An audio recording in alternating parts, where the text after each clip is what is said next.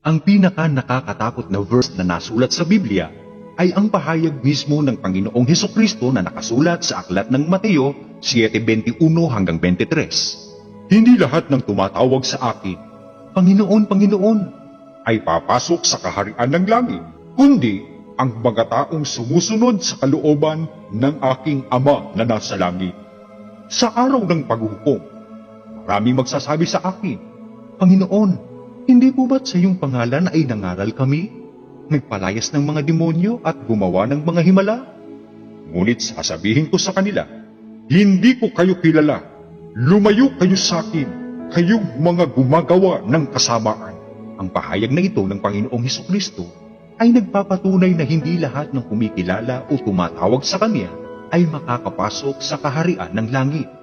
Hindi rin sapat na ang tao'y may ginagawang paglilingkod kahit pa ito ay sa pangalan ni Kristo para makapasok sa kaharian ng langit. Ang sabi ng Panginoong Hesukristo, sa araw ng paghuhukom, marami ang magsasabi sa akin, Panginoon, hindi po ba't sa iyong pangalan ay nangaral kami, nagpalayas ng mga demonyo at gumawa ng mga himala? Ano ang dapat nating maunawaan? Hindi ba't ganyan din ang ginagawa ng maraming tao ngayon?